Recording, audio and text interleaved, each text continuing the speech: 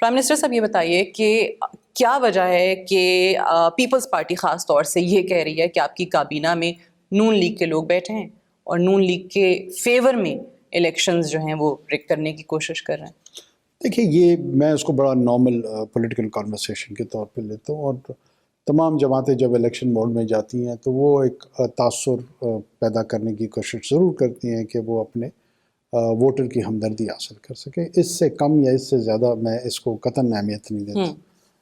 ہماری کابینہ جو ہے اس کا کردار بنیادی طور پہ یہ ہے کہ وہ الیکشن کا جو پروسیس ہے اس کو اسسٹ کریں اور فری اینڈ فیئر مینر میں اس کو انشور کریں کہ اس کی امپلیمنٹیشن ہو، اور ہم اس کے ساتھ کمیٹڈ. دو لوگوں کا وہ نام لیتے ہیں، احد چیمہ اور فواد حسن فواد.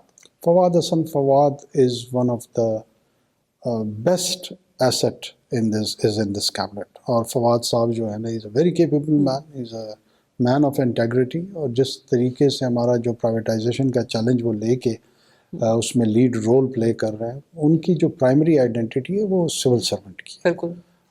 میں فواد صاحب کو اس وقت سے جانتا ہوں جو وہ ڈپٹی کمشنر کوئٹہ تھے، تو اس میں تو نواب ذوالفقار مکسی اس وقت چیف منسٹر تھے، ان کے ساتھ کیوں نہیں ایسوسیٹ کرتے ہیں جب کسی اور کے ساتھ کرتے ہیں؟ وہ ان کی بھی بڑی فیوریٹ تھی. مکسی صاحب کے؟ جی بالکل. اور ان کے بہت پسند کرنے والے لوگ بلوچستان میں موجود تھے، including my self. I had a very good opinion of ہم ایون ایز اے بیوروکریٹ. اور جو فیصلہ ان کو اس کابینہ میں لینے کا کیا گیا وہ کسی بھی سیاسی جماعت کے ساتھ قربت یا دوری کی وجہ سے نہیں کیا گیا. وہ پرائمریلی ان کا جو اپنا پوٹینشیل تھا of understanding the governance challenges, اس کی بنیاد پہ کیا گیا. اور we needed an effective member in the team and we got one. اور وہ پرائیویٹائزیشن کا جیسے آپ نے کہا کہ ایک اہم چیز جو ہے اس وقت وہ کر بھی رہے ہیں، وہ چیز جو شاید لانگ اوور ڈیو تھی، باقی حکومتیں نہیں کر پائی ہیں. کہاں ہم اس پہ سٹینڈ کرتے ہیں ابھی؟ ہم نے کافی پروگریس کی.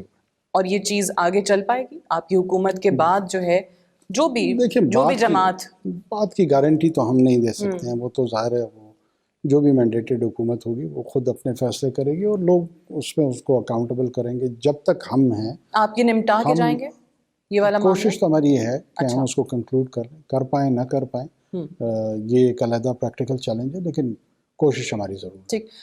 اسی طریقے سے جیسے ہم پہلے افغانستان کے حوالے سے بات کر رہے تھے، جو افغان ٹرانزٹ ٹریڈ والا معاملہ ہے، جو اللیگل اسمگلنگ ہو رہی ہے، ڈالر ہے، ڈالر ایک دم سے ہم نے دیکھا 2 مہینے بہت محنت ہوئی، پتہ چلا کہ ریٹ نیچے آیا ہے، روپے نے واپس اپنی قدر جو ہے وہ پکڑی ہے، پھر ڈالر جو ہے اوپر جانا شروع ہو گیا ہے. وہ جو اقدامات تھے وہ کم ہو گئے ہمارے؟ نہیں، ایسا کچھ بھی نہیں ہے. ایک تو سب سے پہلے اطمینان لوگوں کو یہ ہونا چاہیے کہ یہ مارکیٹ سپلائی اینڈ ڈیمانڈ کے تحت جو ہے نا وہ اس ویلیو کو جنریٹ کر رہی ہے، آئدر آف روپی اور ڈالر. جو ہمارے 2-2.5 ماہ کے اقدامات تھے، ان اقدامات کے تحت جس طریقے سے اللیگل کرنسی ٹریڈ پہ ہم نے ہاتھ ڈالا، اس سے اس کی ڈیمانڈ جو کرو تھی وہ نیچے آئی، جس کی وجہ سے روپے کی ویلیو اپریشیٹ ہوئی. ظاہر ہے یہاں پہ بہت سارے اور بھی پلیئرز ہوتے ہیں جو ان تمام چیزوں کو نظر میں بھی رکھتے ہیں. وہ فارمل چینلز میں بھی ہوتے ہیں، وہ انفارمل چینلز میں بھی ہوتے ہیں. اس سے لوگوں کے مالی مفادات وابستہ ہوتے ہیں، اور وہ مارکیٹ کے ساتھ پلے کرنے کی کوشش بھی کرتے ہیں. تو ہمیں کوئی سچ اس وقت پریشانی قطعاً نہیں ہے. IMF کے ساتھ ہماری ڈیل کنکلوڈ ہو چکی ہے.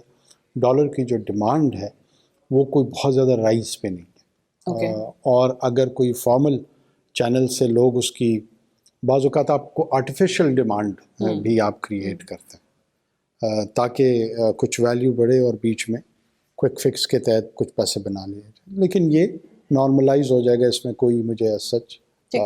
بٹ پرائم منسٹر صاحب 3 مہینے کے عرصے کے اندر آپ نے، آپ کی حکومت نے، آپ کی کابینہ نے چند ایک بہت بنیادی اور اہم چیزیں کی. جیسے ہم بات کر رہے ہیں کہ اللیگل ڈالر کی اسمگلنگ ہے، صرف ڈالر نہیں اور بھی بہت چیزیں جو یہاں سے افغانستان جا رہی تھیں، چاہے یہاں پر غیر قانونی طور پہ رہنے والے لوگوں کو واپس ان کے ممالک میں بھیجنا ہو، پرائیویٹائزیشن والا معاملہ پتہ نہیں سال سے ہم لوگ سنتے آ رہے ہیں، دہائیوں سے سنتے آ رہے ہیں، نہیں ہو پا رہا تھا. سو دیٹ مینس کہ اگر ریاست اپنے آپ کو منوانا چاہے تو وہ منوا سکتی ہے. آپ اگر نگران حکومت کے سربراہ ہوتے ہوئے یہ کر سکتے ہیں تو جو مینڈیٹ عوام کا لائی ہوئی منتخب حکومتیں ہوتی ہیں وہ کیوں نہیں کر پائیں؟ اس کا جواب تو میرے خیال میں جو ان حکومتوں کے ترجمان ہوں گے ان سے لینا چاہیے. کیونکہ آپ نے بڑی انٹرسٹنگ بات کی نا کہ کچھ لوگ جو ہیں وہ فارمل چینلز اور کچھ انفارمل چینلز، تو آپ کو لگتا ہے کہ ان کے لوگ بھی یہاں پہ بیٹھے ہوئے ہوتے ہیں؟ دیکھیے میں تو کسی کے اوپر ججمنٹ اس اسٹیج پہ نہیں کروں گا، فوکس رکھیں گے اپنے کام پہ.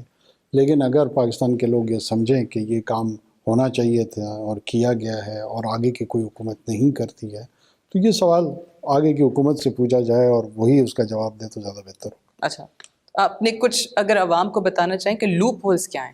کیونکہ دیکھیں اسمگلنگ والے معاملے میں بھی ہم نے دیکھا کہ ریاستی اداروں کے لوگ ہی انوالوڈ ہوتے ہیں، کہیں نہ کہیں تو سپورٹ مل رہی ہوتی ہے. دیکھیں میں آپ کو ایک تو جو انالیسز ہے، تجزیہ ہے، کوالٹی انفارمیشن آنی چاہیے. وہ کوالٹی انفارمیشن جب آپ کے پاس آتی ہے تو پھر آپ کا انالیسز بھی درست ہوتا ہے.